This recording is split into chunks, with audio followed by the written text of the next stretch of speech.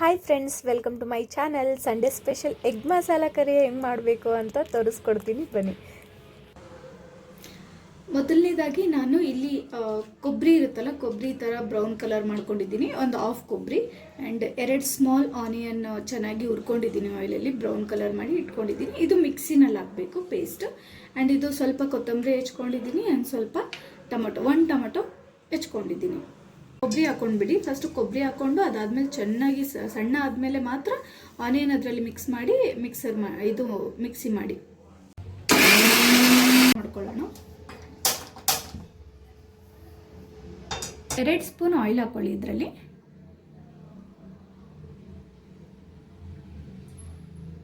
ಎಣ್ಣೆ ಸ್ವಲ್ಪ ಬಿಸಿಯಾಗಿದೆ, ಸೊ ನಾನು ಸ್ವಲ್ಪ ಜೀರಿಗೆ ಹಾಕ್ತಾ ಇದ್ದೀನಿ. ಓಕೆ, ಆಮೇಲೆ ನಾವೇನು ಟೊಮೊಟೊ ಹಣ್ಣು ಕಟ್ ಮಾಡ್ಕೊಂಡಿದ್ದೀವಲ್ಲ ಅದು ಹಾಕೊಳ್ಳಿ ಡೈರೆಕ್ಟ್.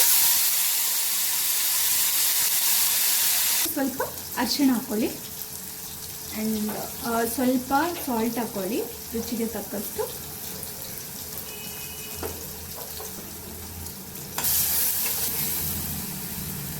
ಇದು ಚೆನ್ನಾಗಿ ಕಲಿಸ್ಕೊಳ್ಳಿ.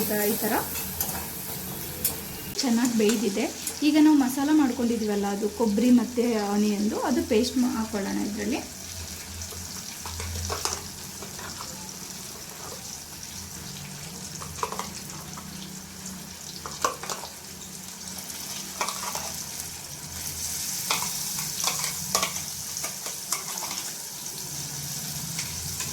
ಇದರಲ್ಲಿ ಸ್ವಲ್ಪ ಜಿಂಜರ್ ಗಾರ್ಲಿಕ್ ಪೇಸ್ಟ್ ಹಾಕೊಂಡು ಚೆನ್ನಾಗಿ ಕಲಿಸ್ಕೊಳ್ಳೋಣ.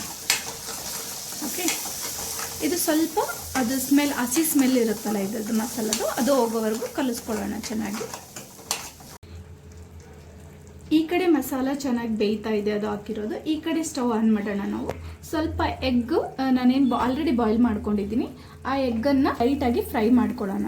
ಲೈಟಾಗಿ ಅಂದರೆ ಸ್ವಲ್ಪ ಆಯಿಲ್ ಹಾಕಿ ಫ್ರೈ ಮಾಡ್ಕೊಳ್ಳೋಣ.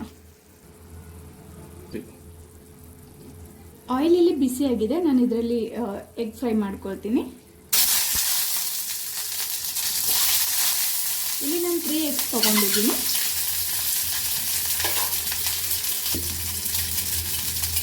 ಈ ಎಗ್ ಅನ್ನೋದು ಸ್ವಲ್ಪ ಲೈಟ್ ಬ್ರೌನ್ ಆಗಬೇಕು. ಈ ಥರ ಆಗಿದೆ ಅಲ್ಲ, ಆ ಥರ ಆಗಬೇಕು ಎಲ್ಲ ಕಡೆ. ಸೊ ಅಲ್ಲಿವರೆಗೂ ಸ್ವಲ್ಪ ಬಿಸಿ ಮಾಡ್ತಾ ಇರಬೇಕು.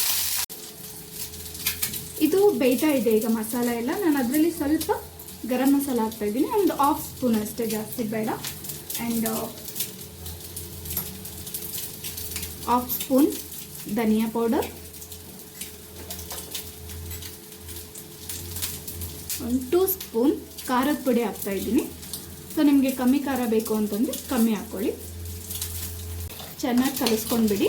ಇದರಲ್ಲಿ ಸ್ವಲ್ಪ ವಾಟರ್ ಮಿಕ್ಸ್ ಮಾಡ್ಕೊಳ್ಳಿ. ಏನಕ್ಕೆ ಅಂತಂದರೆ ಸ್ವಲ್ಪ ಬಾಯ್ಲ್ ಆಗಿ ನೀವು ಸ್ವಲ್ಪ ಕಮ್ಮಿ ಆಗುತ್ತೆ ಕ್ವಾಂಟಿಟಿ. ಸೊ ಚೆನ್ನಾಗಿ ಅಂದರೆ ಕ್ವಾಂಟಿಟಿ ನಿಮ್ಗೆ ಬೇಕು ಅಂತಂದರೆ ನೀವು ಹಾಕ್ಕೊಳ್ಳಿ, ಸ್ವಲ್ಪ ವಾಟರ್ ಹಾಕ್ಕೊಳ್ಳಿ. ನಾನಿಲ್ಲಿ ನನಗೆ ಸ್ವಲ್ಪ ವಾಟರ್ ಬೇಕು ಇರೋದ್ರಿಂದ ನಾನೊಂದು ಸ್ಮಾಲ್ ಗ್ಲಾಸ್ ವಾಟರ್ ಹಾಕ್ತಾಯಿದ್ದೀನಿ. ಸೊ ಇಲ್ಲಿ ಬಂದುಬಿಟ್ಟು ನಾನು ಟೀ ಕಪ್ ಇರುತ್ತಲ್ಲ, ಆ ಸ್ಮಾಲ್ ಟೀ ಕಪ್ ಅಷ್ಟು ವಾಟರ್ ಆಗಿ ಚೆನ್ನಾಗಿ ಮಿಕ್ಸ್ ಮಾಡ್ಕೊಳ್ತಾ ಇದ್ದೀನಿ. ಸೊ ಇದು ಮತ್ತೆ ಇನ್ನೂ ಸ್ವಲ್ಪ ಮಸಾಲೆ ಎಲ್ಲ ಹಾಕಿರೋದ್ರಿಂದ ಸ್ವಲ್ಪ ಬೇಯಲಿ.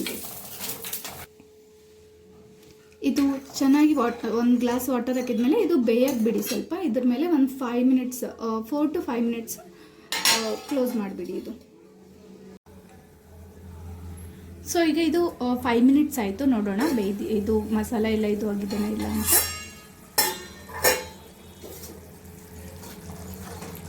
ನೋಡಿ ಎಲ್ಲ ಆಯಿಲ್ ಎಲ್ಲ ಬಿಟ್ಟಿದೆ. ನೀವು ಇದರಲ್ಲಿ ಬೇಕು ಅಂದರೆ ನೀವು ಎಗ್ ಕರಿ ಮಸಾಲ ಇರುತ್ತಲ್ಲ ಅದು ಆದರೂ ಹಾಕ್ಕೊಳ್ಳಿ. ಬಟ್ ನಾನು ಮನೆಯಲ್ಲೇ ಗರಂ ಮಸಾಲ ಮಾಡೋದ್ರಿಂದ ಅದನ್ನೇ ಯೂಸ್ ಮಾಡ್ತೀನಿ. ನಾನು ಬೇರೆ ಯಾವುದೇ ಮಾರ್ಕೆಟ್ ಮಸಾಲ ಯೂಸ್ ಮಾಡೋದಿಲ್ಲ. ಸೊ ಇದರಲ್ಲಿ ನಾನು ಈಗ ಆಲ್ಮೋಸ್ಟಲ್ಲಿ ಇದು ಆಗಿದೆ. ಲಾಸ್ಟಲ್ಲಿ ಸ್ವಲ್ಪ ಉಪ್ಪು ನೋಡ್ಕೊಳ್ಳಿ, ಅಂದರೆ ಫಸ್ಟಲ್ಲಿ ನಾನು ಸ್ಟಾರ್ಟಿಂಗ್ ಹಾಕಿದ್ನಲ್ಲ ಅದು ಕರೆಕ್ಟ್ ಅನ್ನಿಸ್ತಿದೆ ನನಗೆ. ಸೊ ನಿಮ್ಗೆ ಬೇಕು ಅಂತಂದರೆ ನೀವು ಮತ್ತೆ ಉಪ್ಪು ಹಾಕ್ಕೊಳ್ಳಿ. ಸೊ ಈಗ ಬಂದುಬಿಟ್ಟು ಚೆನ್ನಾಗಿ ಕಲಿಸ್ಕೊಂಡಿದ್ಮೇಲೆ ನಾವೇನು ಫ್ರೈ ಮಾಡಿದ್ವಲ್ಲ ಎಗ್, ಅದನ್ನು ನಾನು ಹಾಕ್ತಾಯಿದ್ದೀನಿ. ಸೊ ಇದನ್ನು ಬಂದುಬಿಟ್ಟು ಲಾಸ್ಟಲ್ಲಿ ನಾವು ಸ್ವಲ್ಪ ಕೊತ್ತಂಬರಿ ಹಾಕ್ಕೊಂಡ್ಬಿಡಿ, ಫ್ಲೇವರ್ಗೋಸ್ಕರ ಆ್ಯಂಡ್ ಟೇಸ್ಟ್ ಪರ್ಪಸ್ಸು. ಹಾಗೆ ಮತ್ತೆ 1 2 3 ಮಿನಿಟ್ಸ್ ಬಿಟ್ಬಿಡಿ ಇದು ನಿಮಗೆ. ಸೊ ಒಂದು 2-3 ಮಿನಿಟ್ಸ್ ಆದಮೇಲೆ ನೀವು ಇದನ್ನು ಡೈರೆಕ್ಟ್ಲಿ ಸ್ಟವ್ ಆಫ್ ಮಾಡ್ಕೊಳ್ಬೋದು.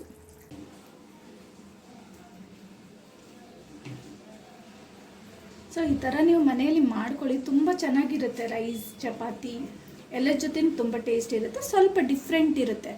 ಲೈಕ್ ಕೆಲವೊಬ್ರು ಇರ್ತಾರೆ ನಾನ್ ವೆಜ್ ಅಂದರೆ ಚಿಕನ್ ಮಟನ್ ತಿನ್ನೋದಿಲ್ಲ, ಓನ್ಲಿ ಎಗ್ ತಿನ್ನೋರಿಗೆ ಇದು ಬೆಸ್ಟ್ ರೆಸಿಪಿ ಅಂತ ಹೇಳ್ಬೋದು. ಏನಕ್ಕೆ ಅಂತಂದರೆ ಇದರಲ್ಲಿ chicken flavour, like chicken masala, gravy flavour ಅದು ಎಲ್ಲನೂ ಬರುತ್ತೆ. ಸೇಮ್ ಮಸಾಲ ನೀವು ಚಿಕನ್ ಮತ್ತು ಮಟನಿಗೂ ಯೂಸ್ ಮಾಡ್ಕೊಳ್ಬೋದು.